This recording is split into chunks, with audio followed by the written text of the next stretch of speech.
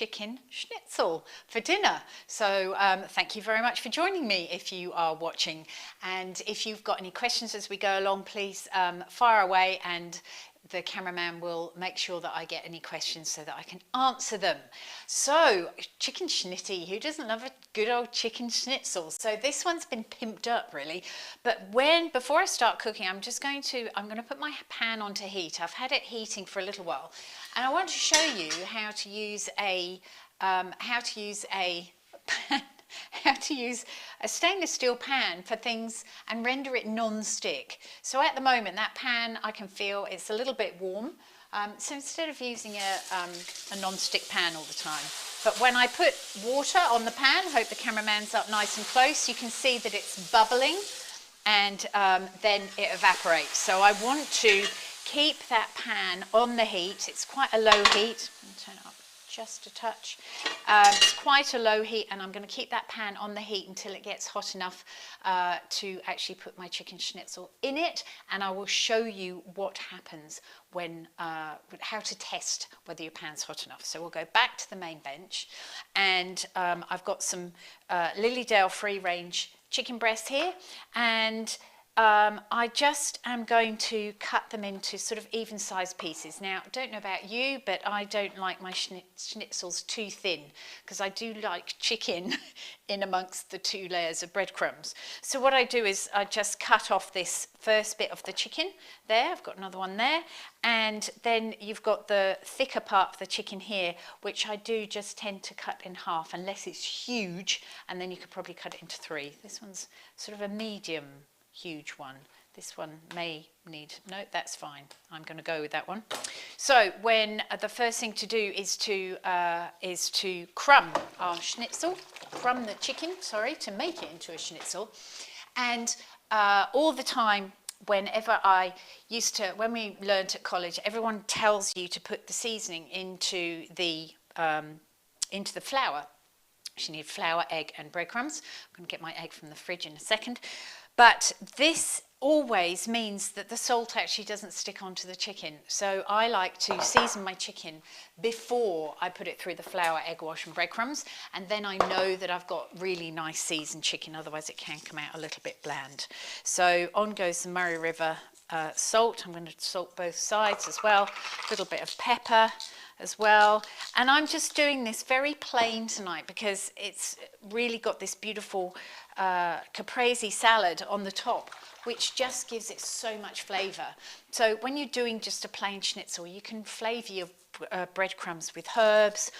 You can add a little bit of grated parmesan in there if you like. That's really nice. Or a little bit of lemon zest as well works really well. So but I'm just going to do it plain tonight. So I'm just going to run over to the fridge, it's not very far away, but I'll see if I can do it before the camera can follow me, and get my egg out, or my eggs out. So, here we go. Just have those in the fridge all the time. So I'm going to pop an egg into this bowl as well. So I've got a lovely charcoal Springs eggs. Oh, so good. And that I always find so much easier to whisk an egg if you're doing flour, egg wash, and breadcrumbs, with just a touch of milk in there. So a little bit of banister down, so leave it out there because I'm not going to be very long doing this. And then a little flat whisk, and it's relatively easy to just whisk that egg. Very fresh, so it's very globular-y. It's a good word, isn't it? Just made it up. No, I didn't. I'm always saying globularly. It's like a really fresh, gorgeous, gorgeous egg. So I have flour, I have egg, I have breadcrumbs, and the breadcrumbs I'm using are panko breadcrumbs. So they're very finely sort of shredded bread, nice and toasty, so they go really, really nice. And crispy on the chicken. So always use one hand for wet. So hopeless. Sometimes I just use tongs actually, and that's really good because then I don't have to remember which hand's which. See, look, no, I haven't. That's all right. No, I'm doing well. I'm doing well. So just going to make sure that I've got this patted on really well, because, and just let go of some of those crumbs that are sticking on there. Which hand? This one. Because if you don't shake off the excess in each dip, then you're going to end up with a very messy schnitzel, and also crumbs in the pan. And the crumbs do tend to burn in the pan, especially these lovely panko ones. So there you go, and that's number 2. I'm just going to have a quick look at the pan. We're just about there. I'm just going to turn it up slightly because we're getting close to actually cooking these. So having your pan on beforehand when you're doing the preparation of food for 5 minutes or so just really speeds up the cooking time. I also got this chicken out a little bit a little while ago, like 20 minutes or so ago, so it's lost some of its chill from the fridge as well, because that will mean that the chicken is going to be more tender and it'll be nice and quick to cook. So it's always, see, I went wrong there, didn't I? Just went wrong there. So I'm not concentrating on what I'm doing, but I'm concentrating on what I'm saying. So the great thing about if you buy all your products from us at the Providore, you can make this meal and make it even quicker without even doing this part. You don't have to, because our butcher does the most gorgeous Lilydale free-range fresh chicken breasts, schnitzels, and he does them with a beautiful herb parmesan crumb. So if you don't want to do that bit, all of 5 minutes, then you can buy some schnitzels, and all you have to do is make the salad to go on the top. It's very simple. So I'm going to turn the fan on. I'm just going to now splash a little bit more water on the pan, and can you see what happens there? I love this. All the water forms these little bubbles and just races around on the pan. Isn't that fun? This is really good. But actually, they're just amazing. But this then actually renders your pan non-stick. So don't put any water. Don't put your oil in until your pan is hot enough. Okay, so in goes the oil. We do need a little bit of oil because the breadcrumbs will really soak that oil up very quickly. And I'm going to turn that pan down as well, but having it nice and hot like this as it goes in is a good thing, because that will cool the pan down as soon as that chicken goes in. But I'm on my wok burner, so it's pretty crazy. And I'm just going to turn that down to sort of like a low heat, really, because I can see those breadcrumbs on the side already are going a bit crazy. I'm so used to washing up as I go along. I don't know why I did that, because I've got a fresh board there. So we're going to leave those frying and keep my eye on them. If you do this and it is a little bit hot, you can turn them over straight away. That's no problem at all. I'm going to have a little look. Don't you love cooking live? Sometimes, you know, I talk too much and I don't get my timing right. Cameraman's just said, really? Yes, because I'm concentrating on what I'm trying to teach as well as cooking.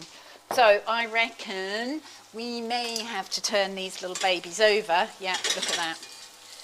But you can see now that pan's cooled down quite a bit, and we can cook those chicken through on the other side. That'll be no problem with a slightly lower heat. But you can see that pan's really nothing sticking on there. Sometimes if you flour, egg wash and breadcrumb meat, it actually just gets a little bit too damp, and sometimes it will come off on the onto the pan, which is really sad. Oh, that camera just moved. Oh, are you feeling dizzy? That's the cameraman. It's got nothing to do with me. I put that plate there so I could put my chicken on it, and I didn't need it, did I? Okay, let's have a look at the caprese salad. So this is a beautiful salad made from lovely fresh bocconcini. This is a bocconcini from La Delizia Latticini here in Perth, and there they are, the little babies. I love them. Made with Bannister Downs milk as well. So that's lovely to know that it's all super local, and we go and pick those up from the cheese factory when the boys have made them very early in the morning. So it means that people who ordered these on the providor get them really, really nice and fresh. So lovely, and sometimes we even get a little sample to eat of warm cheese. So nice. Pick me, I'll go and pick up the cheese anytime. So I've got some bocconcini and I've got some cherry tomatoes. These are beautiful, coming from the southern forest at the moment. And I'm going to make it in that salad, in that bowl there, like that, my little salad. And let me just test these. I'm going to use my fingers to test to see when they're close to being cooked. They feel quite good, this one. And you can see that even all that oil that I put in the pan, it actually has soaked up that oil to start off with, and you can see there's dry bits on there. Don't want that at all. So what I do when I add more oil to the pan is just sort of pour it down the side. Now you can hear that sizzling straight away, can't you? So unfortunately you can't fry without any oil, really. You're not going to get a lovely crispy schnitzel, are you? So back to these. So yeah, lovely tomatoes grown in the southern forest. Tomato time of year it is, isn't it? I may not put all of these in. It's probably a little bit too many. Got a little bit excited about that, I did. Seeing as it's only Anthony and I here tonight for dinner. But this is sort of like, it doubles up as something that is really delicious over the top of a schnitzel. Because of the dressing that I'm going to be putting on. I think schnitzel is really nice with lemon juice squeezed all over it. You know, like when you've got a breaded fish, and absolutely delicious with lots of lemon juice. So I'm just going to pull these little bocconcini balls into, I don't know, walnut-sized pieces, I suppose. And these start melting and getting really beautiful on the schnitzel as well as when we put them on the top. So that is really nice. Actually, maybe I was supposed to use that plate to serve up the schnitzel. Maybe I have to wash it up now, won't I? So bocconcini, little fresh mozzarella balls, absolutely delicious. Usually this salad is sort of served on a plate on its own as a sort of centerpiece, but today, as I said, we're adding this to the schnitzel. So sometimes cooking is as simple as coming up with an idea like this that, I'm going to turn it off now, an idea like this that actually, you know, just means that everything is, just like a schnitzel and a caprese. What a lovely combination. Two, you know, separate things, but are really, really good. Now, my plate is there. Might get another plate out from here just to pop these on so that they can rest and the oil can come off those. Yep, they're looking nice on the other side now. Oh, delicious. So excited. You excited for dinner, Anthony? I am. Okay.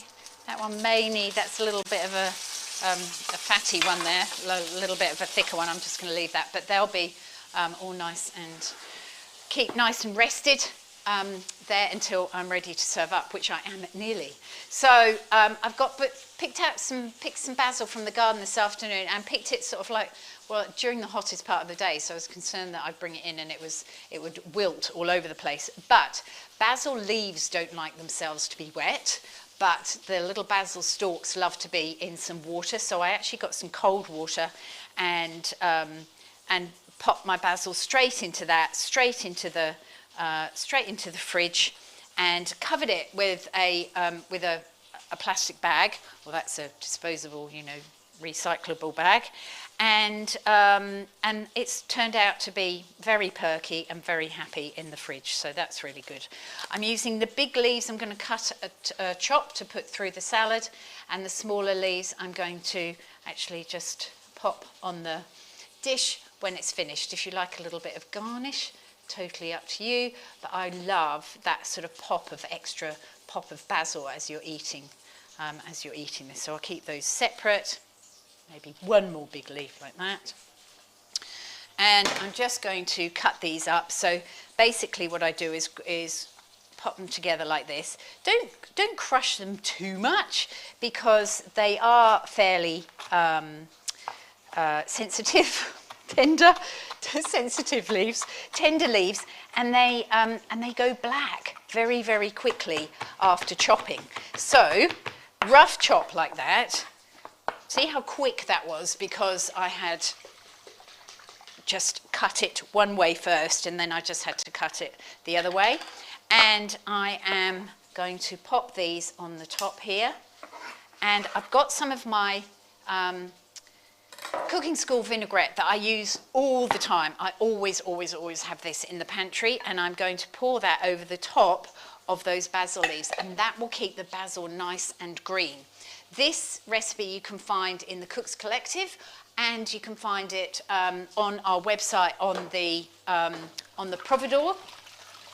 You can find it, I think it's under the sherry vinegar item in the Providore. Just pop this over here. So I'm just going to season that because we haven't seasoned the tomatoes, or the cheese is actually really lovely. It doesn't really need seasoning. That little baby can come off now. I'm just going to add a little bit of seasoning to the caprese, and then I know that those lovely, I want the seasoning on the tomatoes, basically. Should have done that first, but I didn't. Oh, I love this salt. Okay, and I have a spoon here, and I was just going to very quickly show you just before I dish up that what I'm going to serve this with as well, because this isn't enough veggies, is it? It's not enough veggies. It's such a lovely caprese salad. Oh, and I was going to say, if you have got any roasted tomatoes, I needed to chop. I was going to chop my cucumber. If you've got any roasted tomatoes, beg your pardon? What am I doing? I'm just waving my what's it called? Cucumber around. So I'm just going to, roasted tomatoes. Was I interrupted then? Roasted tomatoes you could do with the caprese salad on the top of your chicken schnitzel. If you wanted to, that would be something a little bit different as well. I often will roast tomatoes on the weekend to have in the fridge during the week because I love them in sandwiches. And then if you need to make a salad and you haven't got anything to put in it, then the roasted tomatoes are there. So, crispy, beautiful iceberg lettuce. I am ripping this iceberg lettuce up because it's so much better ripped up like that rather than shredded. You can eat it so much more easily, and if you dress it, all the dressing tends to stay right in all those lovely little crevices of lettuce, and then I'll cut up my cucumber like that, and we'll just have it. It's just a side dish, and this is where all the flavour is. But that lovely crunch and coolness is a great sort of juxtaposition with the chicken. So here we go. 2, 3, 4. Oh, here they are. So I'm just going to pop this on the plate like that, and then what I will do is, I love cooking. What I'll do is, see what happens? I need to do this with my hands. I'm just so hopeless with a spoon. I can't do things with a spoon. Now it's gone all over the place, and the cheese hasn't fallen on the warm schnitzel. And now my plate looks a mess. Mr. Cameraman, is it because it's New Year that I'm a bit muddly? Yeah, and just a couple of little leaves on there, just make it look very caprese-ish, doesn't it? So there we go. I don't know where the camera's going to be. Oh, so it's all messy. Can't you see that there? It's a bit messy because it's all, anyway. I just did it, didn't I? I just did it like that. We're at home. It's dinner time. We're not at a restaurant. So there we go. That is absolutely delicious. Chicken caprese salad, or chicken schnitzel with caprese salad. Next week, what are we going to do next week? I'm not sure whether I'm going to do a Australia Day lamb dish or wait another week to do the Australia Day dish, but I think I might do it next week. So I don't know whether people would like a lovely marinade to go on, say, some chops that you put on the barbecue, or whether you'd prefer something with a sauce on it, sort of like pan frying chops or backstrap or whatever, and pan frying that and then making a lovely sauce in the pan. And I'm sort of erring towards the pan and the sauce, because we're midsummer and I'm like craving a little bit of sauciness. I don't know about you. So anyway, if you watch this later, would love to hear some comments, obviously before next week, because I'm going to be making up my mind before then, whether you think a barbecue recipe or a recipe on the stove would be better with a little sauce. But thank you for watching, and hop online. You can order all this beautiful stuff from us from the Matters of Taste Providore grocery store, and enjoy your week. The recipe is online for you to enjoy right now. Thanks for watching.